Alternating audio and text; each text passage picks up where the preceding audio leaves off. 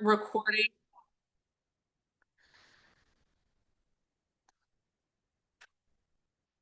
All right. Well, good afternoon, everyone. Thank you so much for joining us. My name is Katie Baker.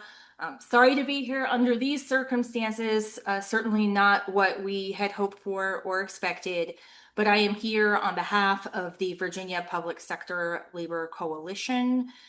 We are uh, which is comprised of Virginia AFL-CIO, AFSCME, the American Federation of Teachers, the American Federation of Teachers, and the American Association of University Professors. They're affiliated.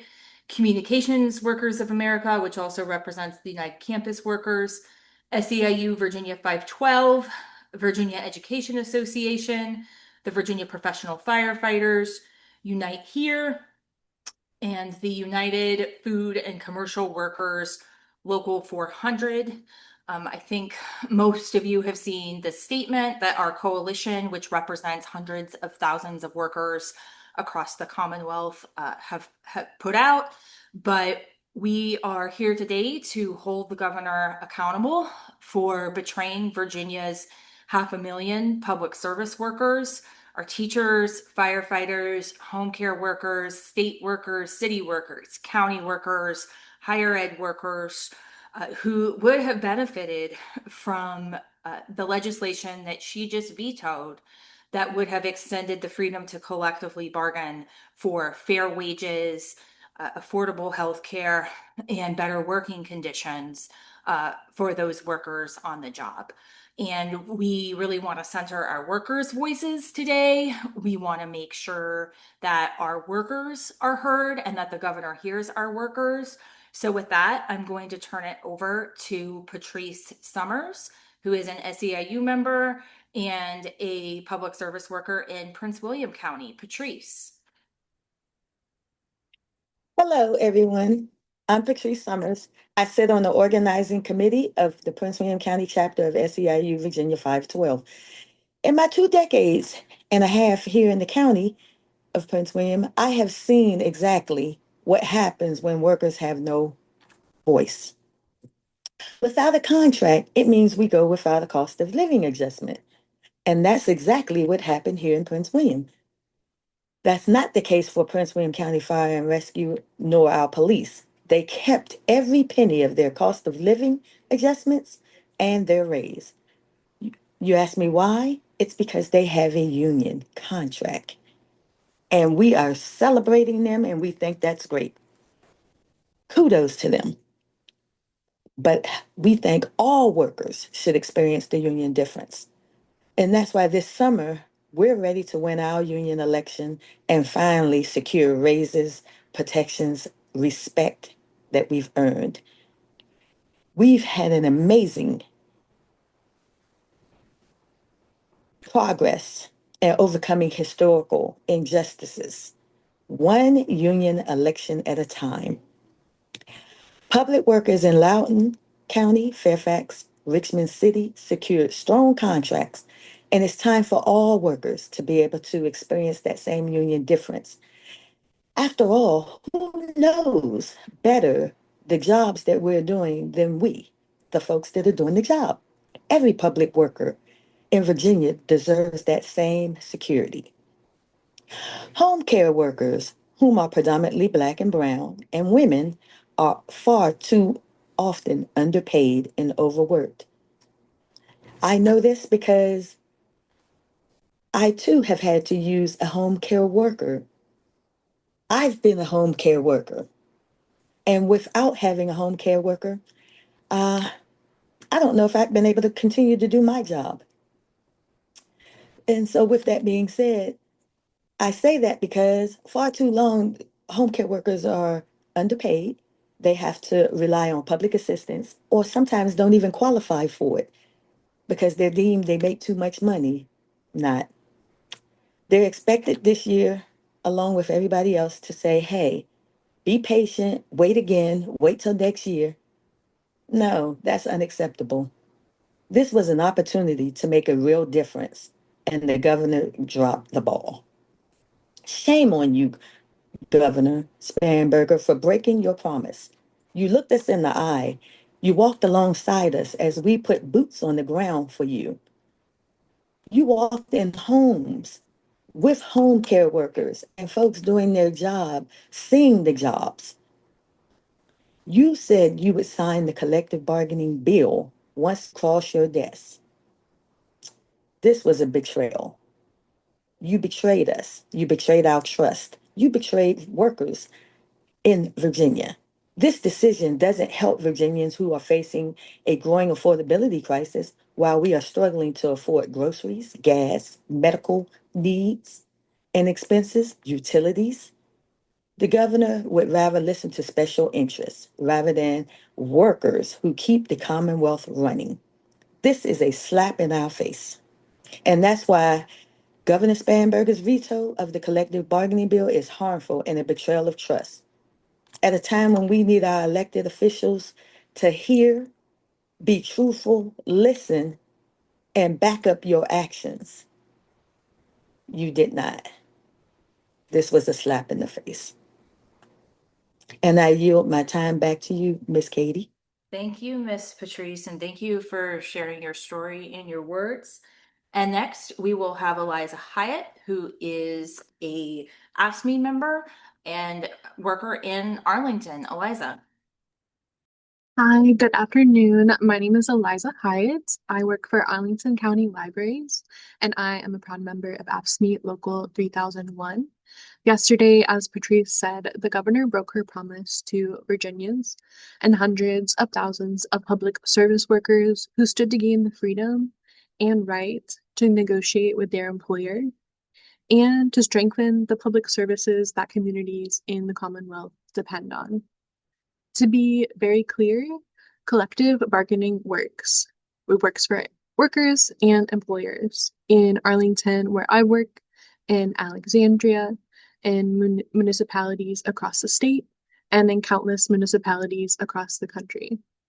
It brings people together, creates safer, more collaborative workplaces. And most importantly, as someone who directly serves the public, collective bargaining results in higher quality, more efficient public services for our communities. Secondly, Governor Spanberger vetoed a good, moderate, and reasonable bill.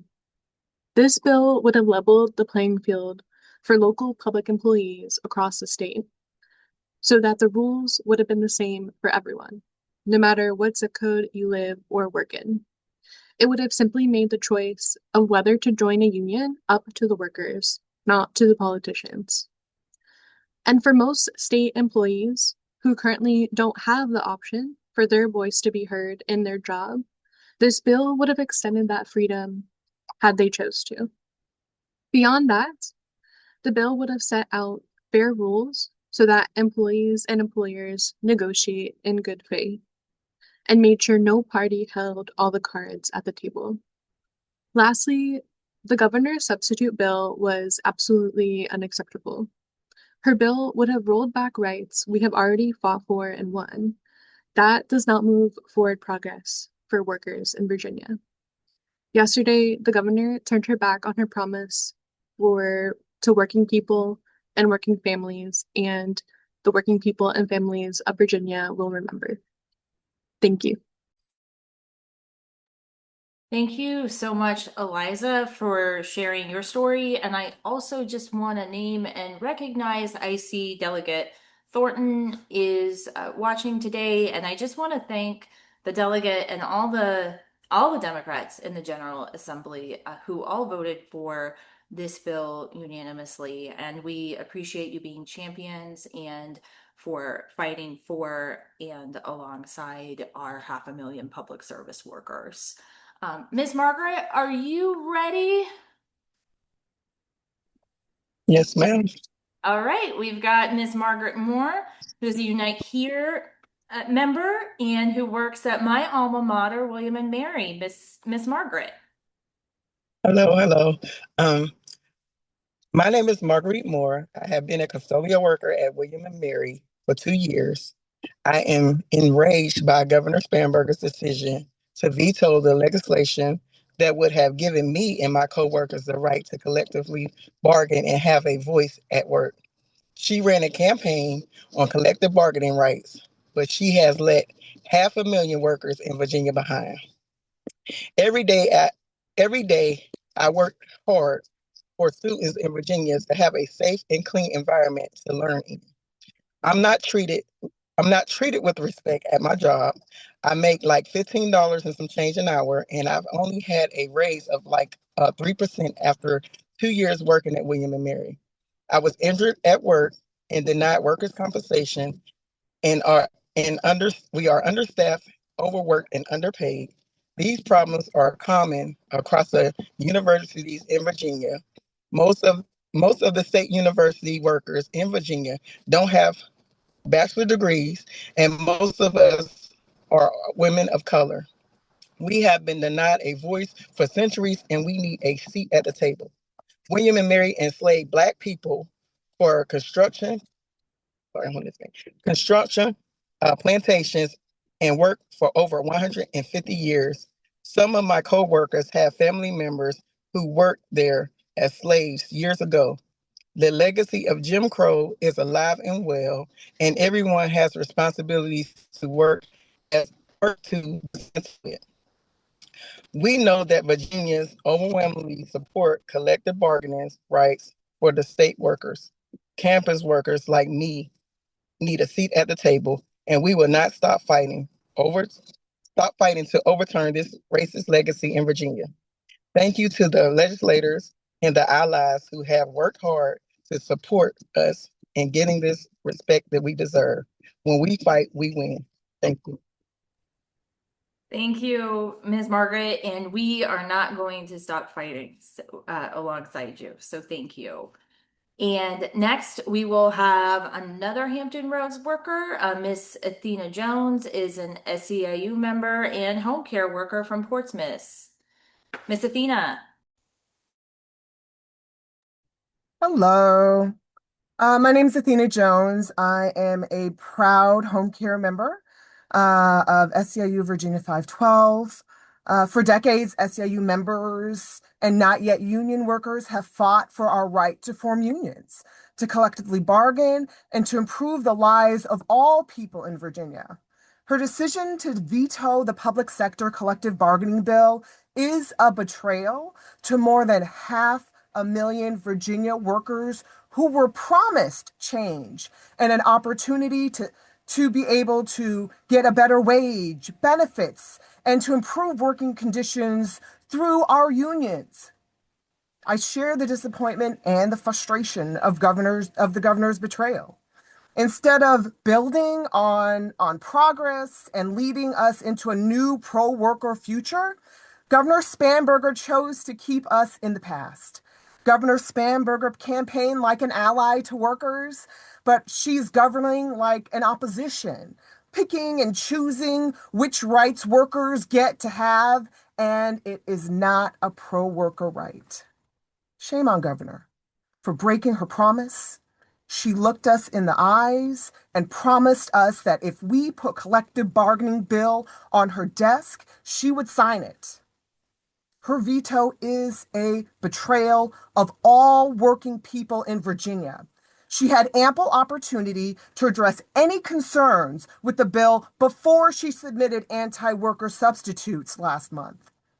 Let's not pretend like this bill was some surprise to her.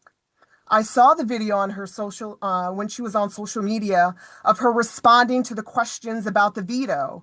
And what I heard was not just through her words, but through her actions yesterday, that she doesn't think workers deserve an opportunity to be equally represented in the Commonwealth of Virginia.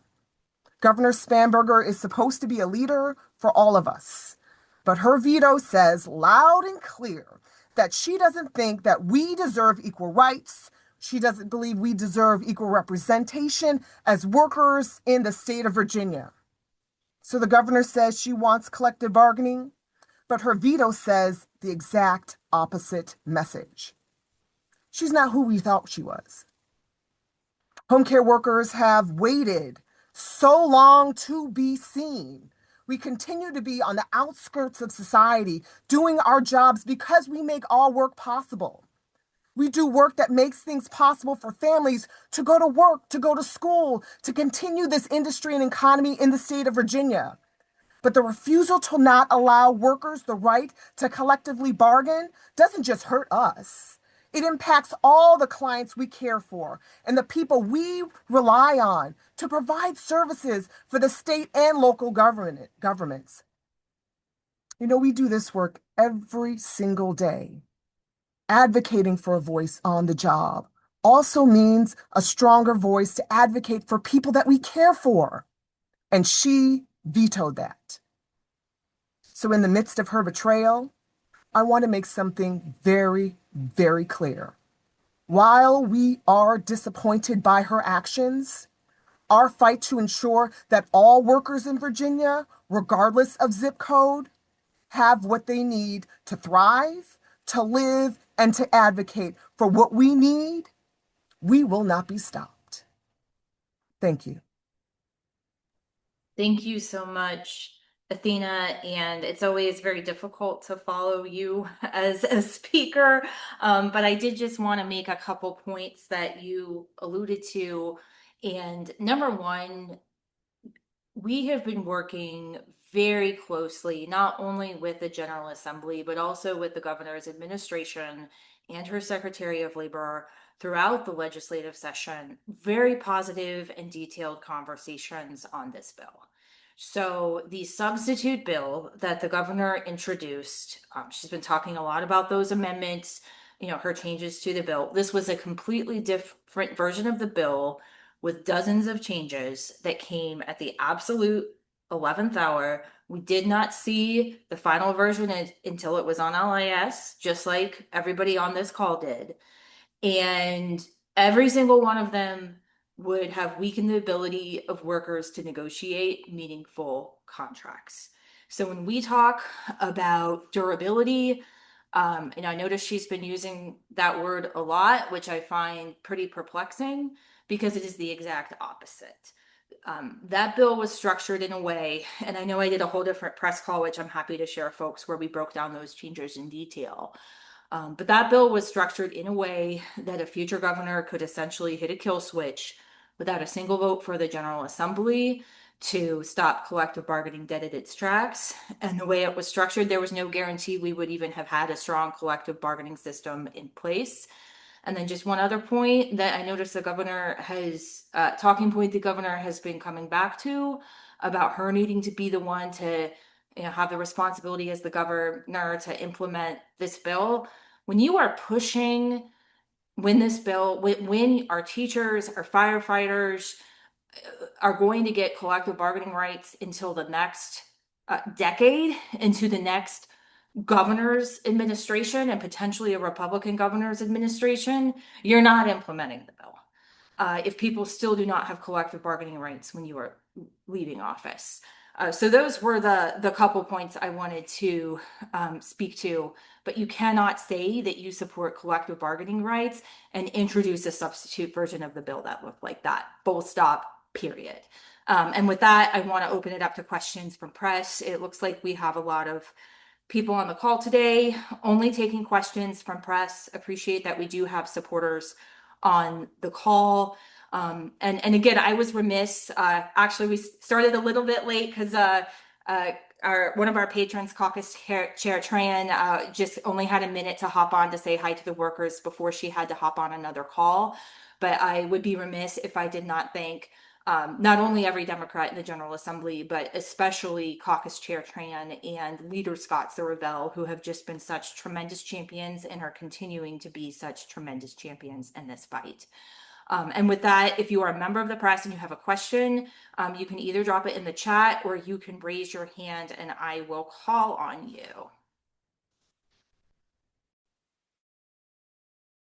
And just be patient as I am a little bit of a Luddite with Zoom. I don't see any hands up. Did anybody, we'll give you a second in case you're chatting. Or typing in the chat, rather.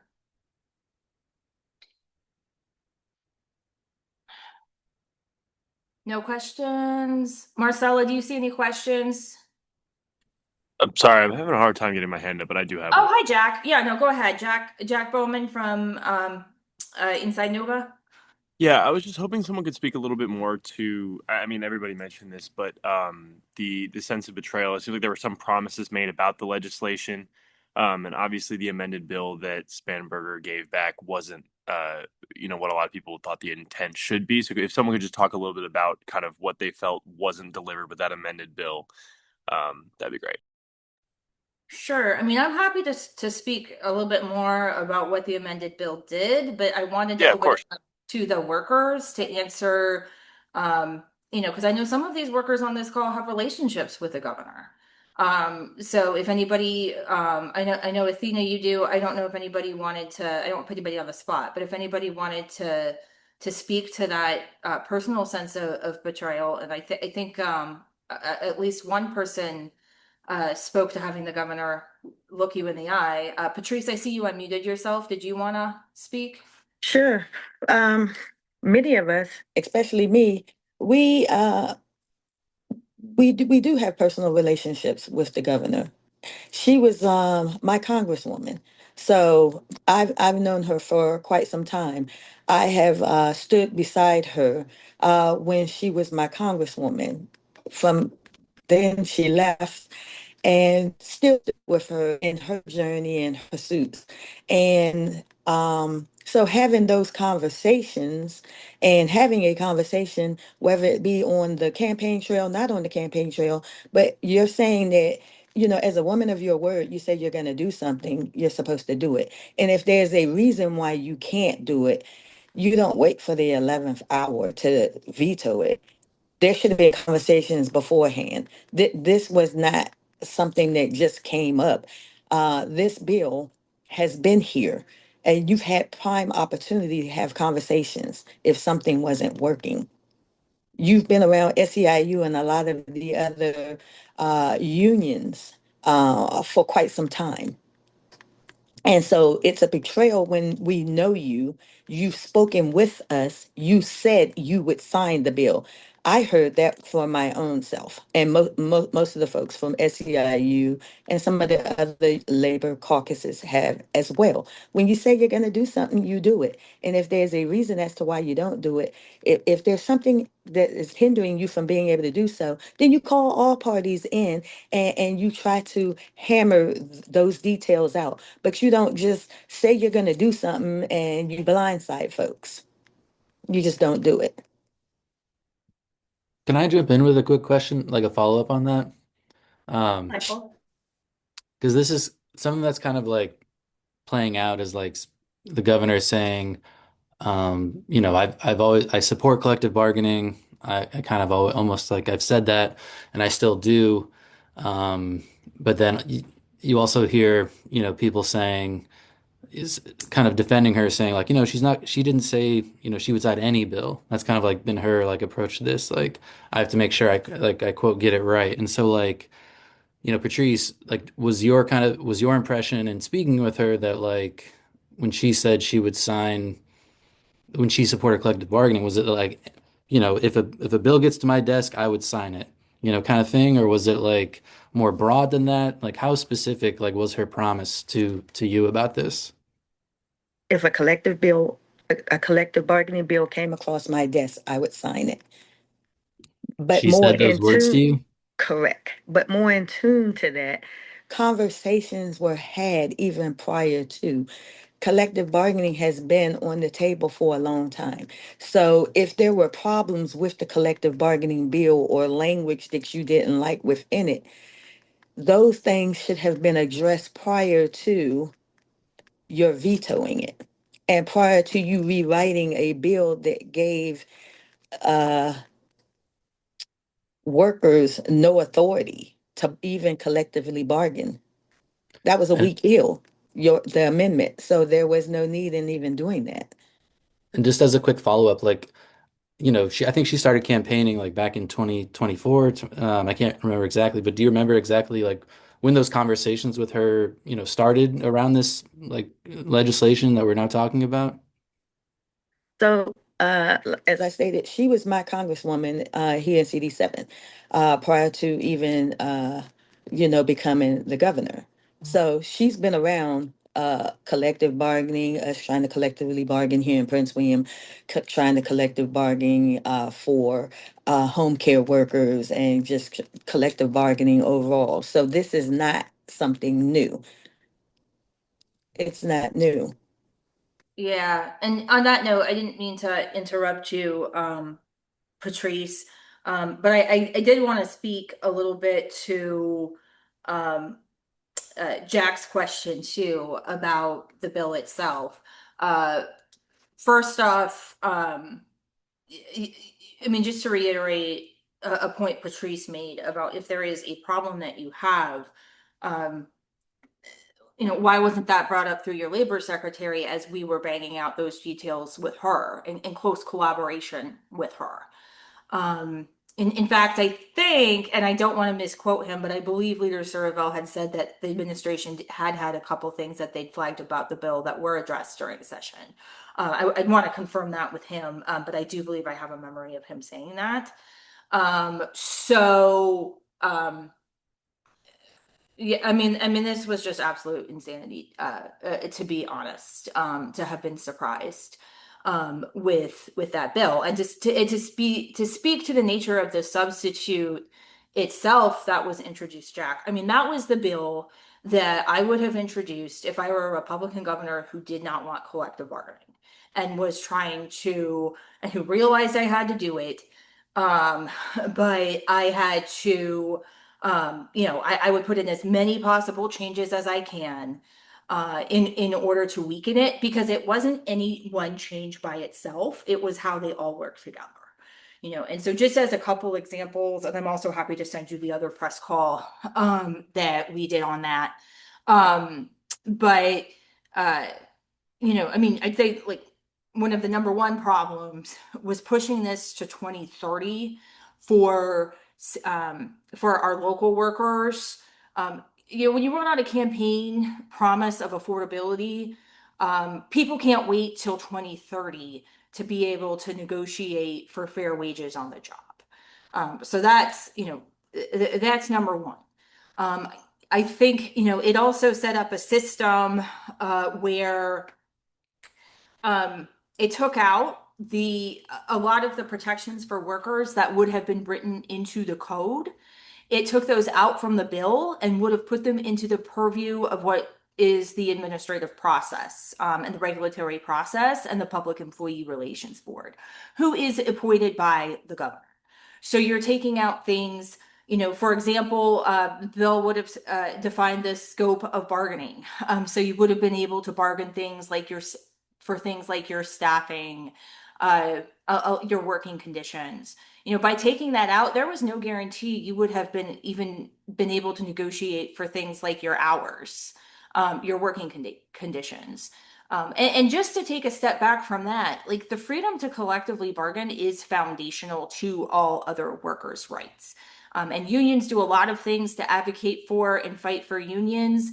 But I would argue like the primary one, and union members can jump in and if they disagree, but it is to be able to negotiate collectively for a contract. Like that is why people join a union, so that they can bargain for a fair contract and even the playing field with your employer. And what that substitute version of the bill did was really strip workers of their ability to do that. So I'm just going to pause there, and see, and I'm also happy to follow up, both with the recording of that other call and all the changes, as well as in another conversation too, if you want, Jack. But I did want to open it up to see if any other reporters had questions before I.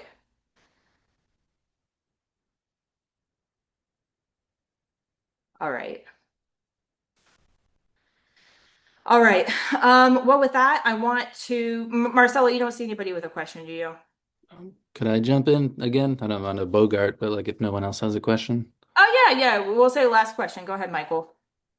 I guess just like, for any of the workers who want to take this, like where do you kind of like go from here and sort of like your political approach like to things. I mean, the unions, like, you have to work with Spanberger, eventually again. But like, do you feel, I know you feel this like deep sense of betrayal, like, I guess just like, where do you kind of see this like moving forward for y'all? Like, how are you going to approach differently, like working with Spanberger, next year or in the months, to come? And like, does this change like how you view Democrats, like so yeah, just, I don't know, it's kind of broad, but like, just curious if anybody could kind of respond to that.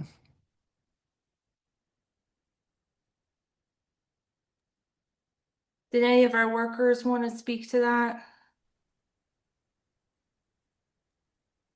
Sure.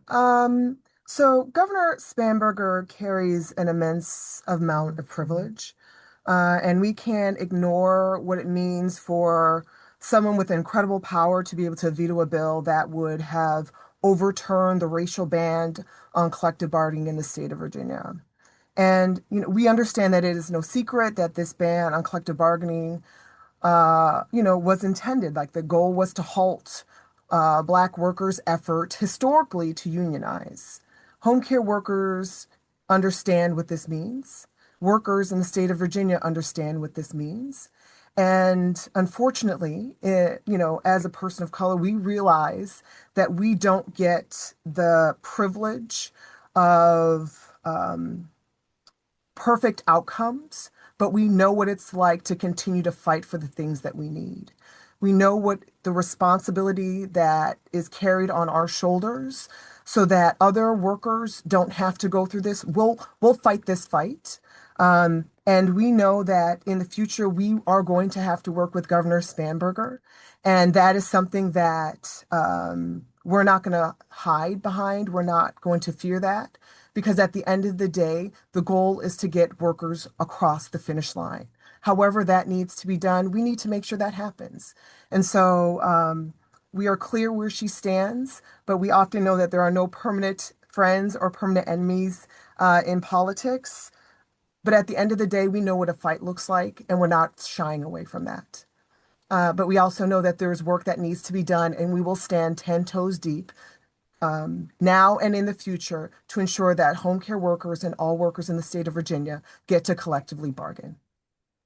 All right. Well, thank you so much, Athena. And I don't think anybody can beat that ending. So we're just gonna call it there. If anybody has follow-up questions, please feel free to reach out to me, and would be happy to accommodate those. Thank you all. Thank you everybody for joining.